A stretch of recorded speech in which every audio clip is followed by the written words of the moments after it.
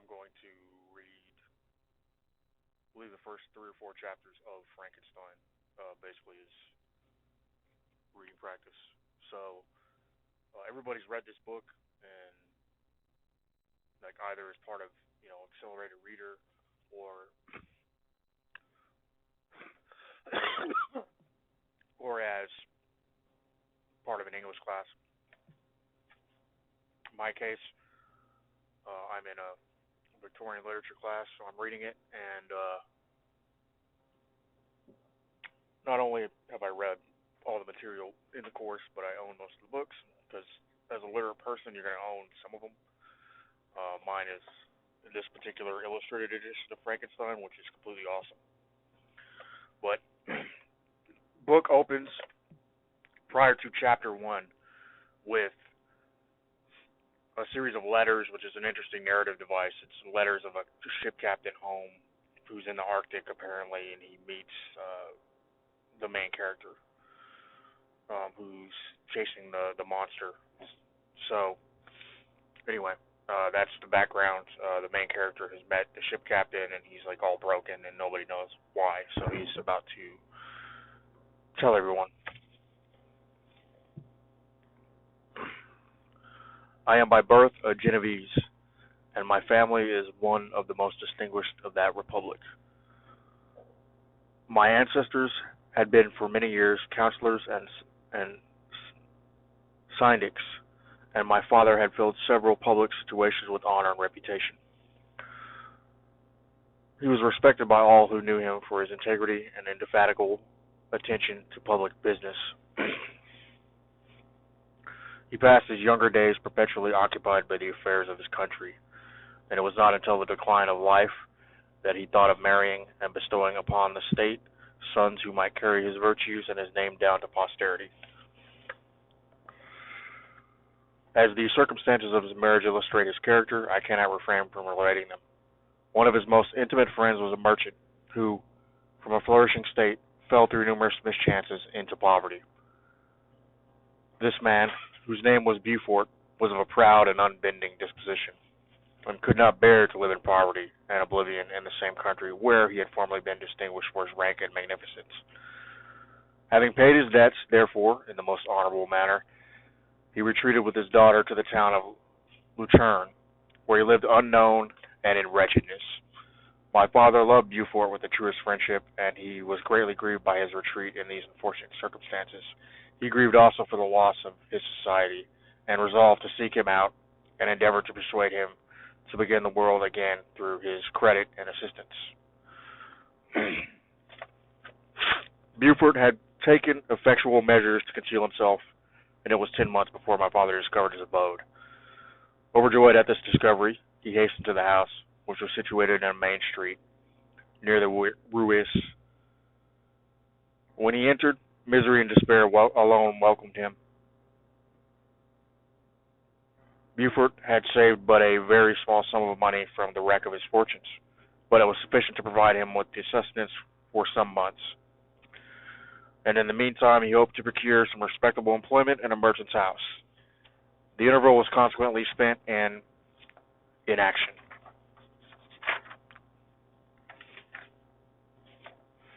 His grief only became more deep and rankling when he had leisure for reflection, and at length it took so fast hold of his mind that at the end of the 3 months he lay on a bed of sickness, incapable of any exertion.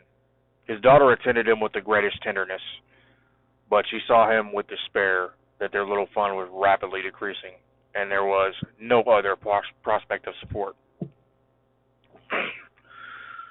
But Caroline Beaufort possessed a mind of an uncommon mold, and her courage rose to support her in her adversity. She procured plain work, she plaited straw, and by various means contrived to earn a pittance scarcely sufficient to support life. Several months passed in this manner. Her father grew worse. Her time was more entirely occupied in attending him. Her means of sustenance decreased, and in the 10th month her father died in her arms, leaving her an orphan and a beggar. This last blow overcame her, and she knelt by Beaufort's coffin, weeping bitterly when my father entered the chamber. He came like a protecting spirit to the poor girl, who committed herself to his care. After the interment of his friend, he conducted her to Geneva and placed her under the protection of a relation. 2 years after this event, Caroline became his wife. When my father became a husband and a parent, he found his time so occupied by the duties of a new situation that he relinquished many of his public employments and devoted himself to the education of his children. Of these, I was the eldest and the destined successor to all his labors and utility. No creature could have more tender parents than mine. My improvement and health were their constant care, especially as I remained for several years their only child. But before I continue my narrative, I must record an incident which took place when I was 4 years of age. My father had a sister whom he tenderly loved and who had married early in life an Italian gentleman. Soon after the marriage, she had accompanied her husband into her native country, and for some years my father had very little communication with her. About the time I mentioned she died, and a few months afterwards he received a letter from her husband acquainting him with his intention of marrying an Italian lady and requesting my father to take charge of the infant Elizabeth, the only child of his deceased sister. It is my wish, he said, that you should consider her as your own daughter and educate her thus. Her mother's fortune is secured to her, the documents of which I will commit to your keeping. Reflect upon this proposition and decide whether you would prefer educating your niece yourself to her being brought up by a stepmother.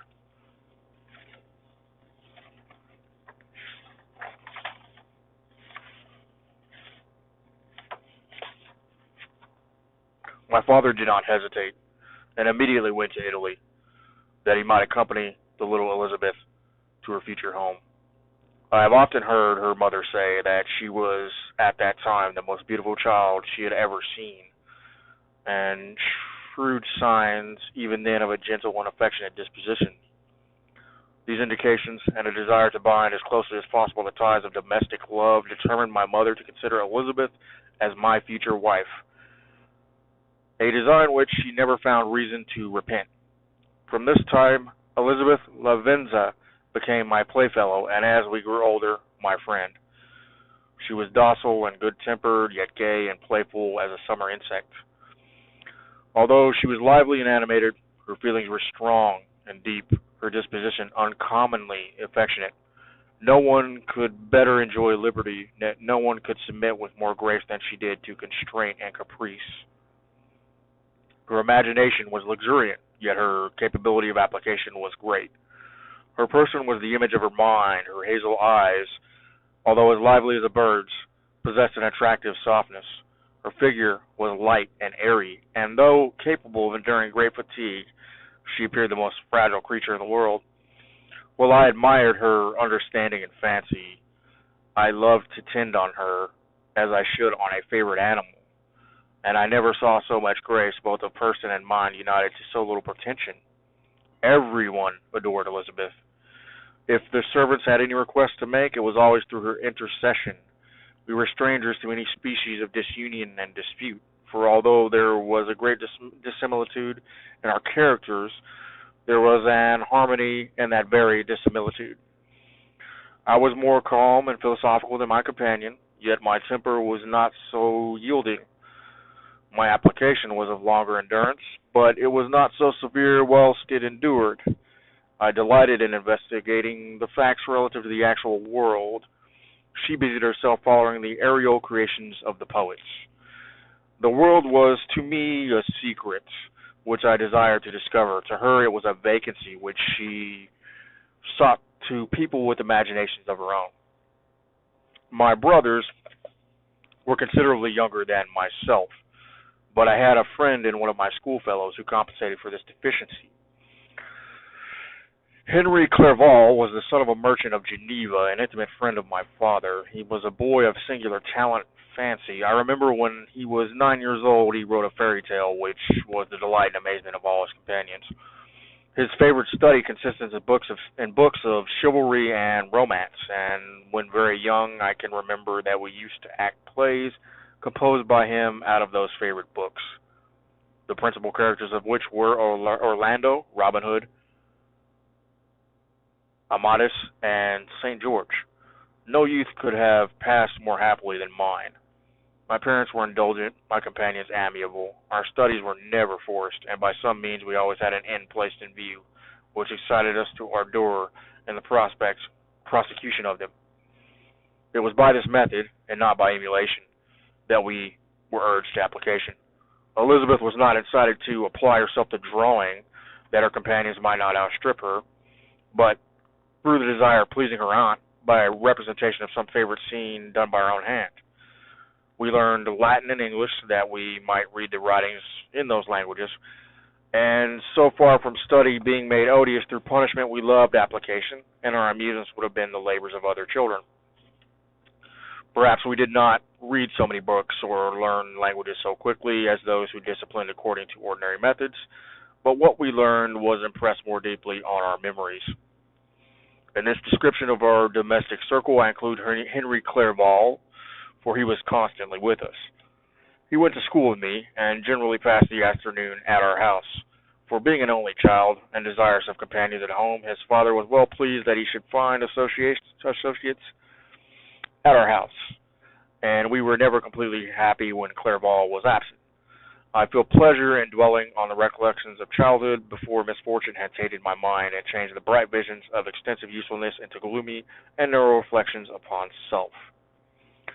But in drawing the picture of my early days, I must not omit to record those events which led by insensible steps to my after tale of misery.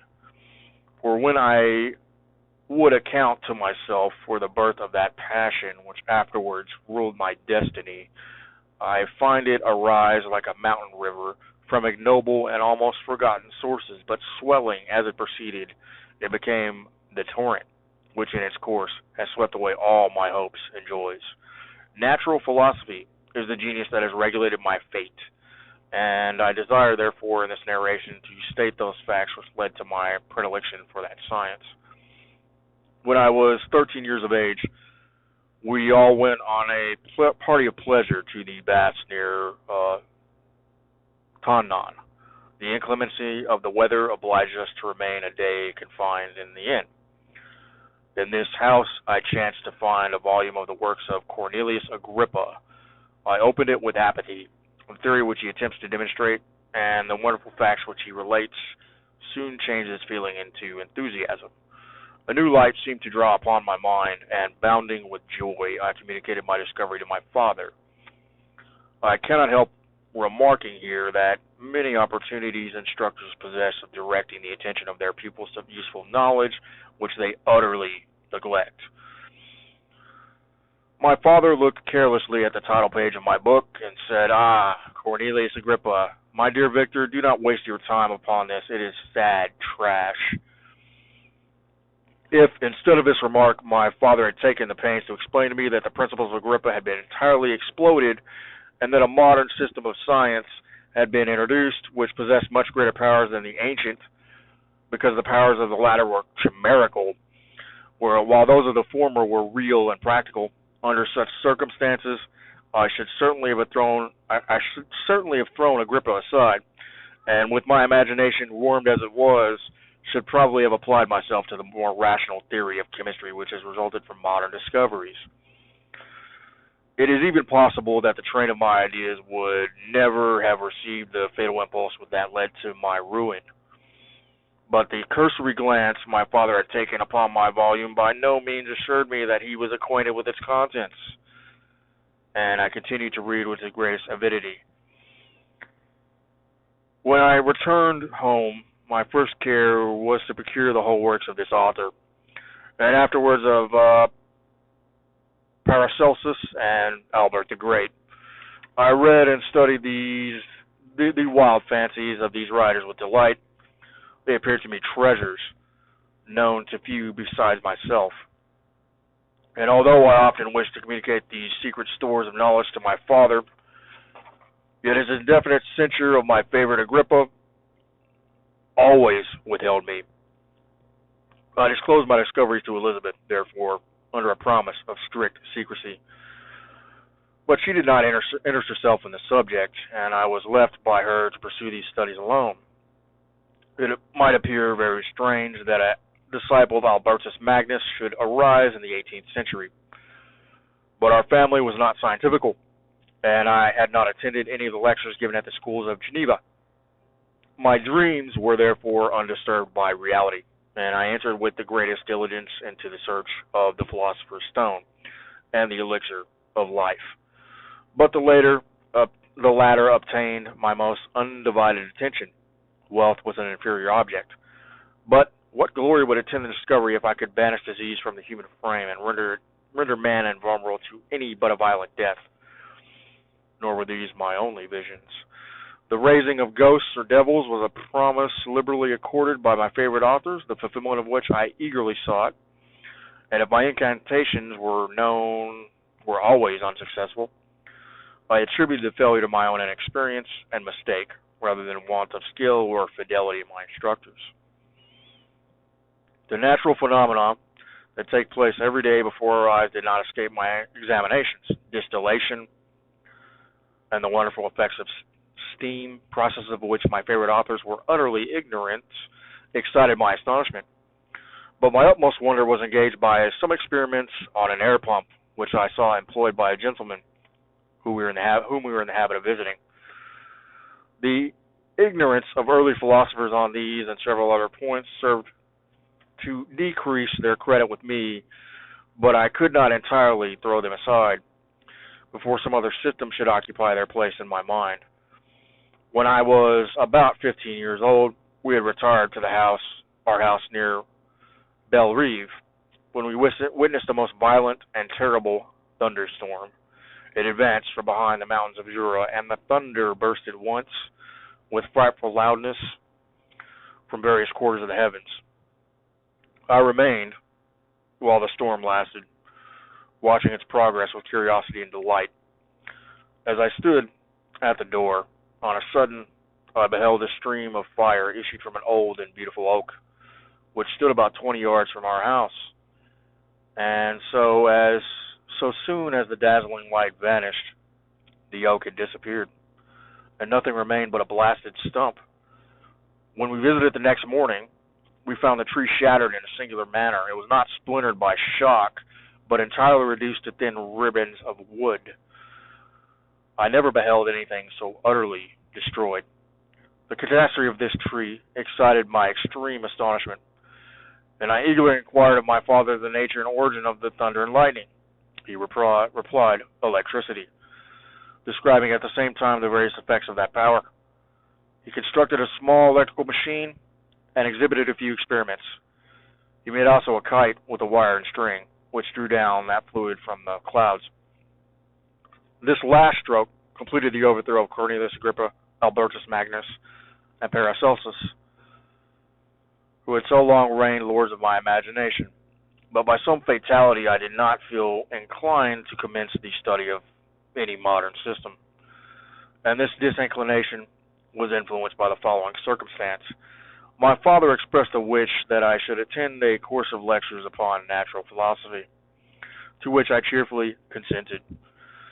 Some accident prevented my attending these lectures until the course was nearly finished. The lecture, being therefore one of the last, was entirely incomprehensible to me. The professor discoursed with the greatest fluency of potassium and boron, of sulfates and oxides, terms which I could fix no idea, and I became disgusted with the science of natural philosophy. Although I still read Pliny and Buffon with delight, authors in my estimation of nearly equal interest and utility. My occupations at this age were principally the mathematics, and most of the branches of study appertaining to that science. I was busily employed in learning languages. Latin was, after all, already familiar to me, and I began to read some of the earliest Greek authors without the help of lexicons. I perfectly understood English and German. This is a list of my accomplishments at the age of 17. You may conceive that my hours were fully employed in acquiring and maintaining a knowledge of this various literature. Another task devolved upon me, and I became the instructor of my brothers.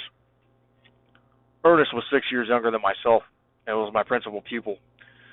He had been afflicted with ill health from his infancy, though through which Elizabeth and I had been his constant nurses. His disposition was gentle, but he was incapable of any severe application. William, the youngest of our family, was yet an infant, and the most beautiful little fellow in the world. His lively blue eyes, dimpled cheeks, and endearing manners inspired the tenderest affection. Such was our domestic circle, from which care and pain seemed forever banished. My father directed our studies, and my mother partook of our enjoyments. Neither of us possessed the slightest preeminence over the other. The voice of command was never heard amongst us, but mutual affection engaged us all to comply with and obey the slightest desire of each other. And that's chapter 1. So, obviously some English words in there which are interesting. It is my language, but, written, I believe this was written in 1811, 1818, something like that. Not sure. Been a while.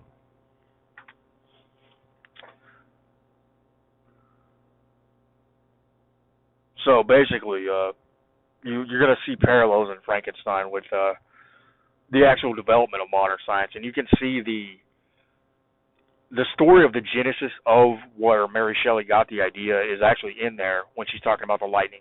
That actually supposedly is when she came up with the story, and she's supposed to have written it in one night.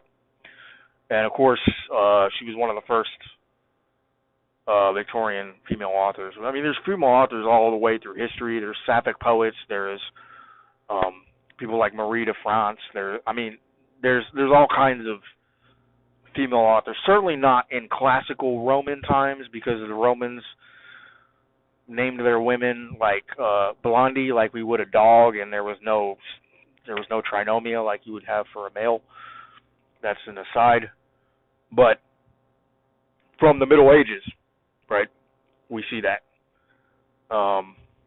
And they're actually, even for its reputation for misogyny, ancient Greece, in particular Sparta, had pretty liberated women.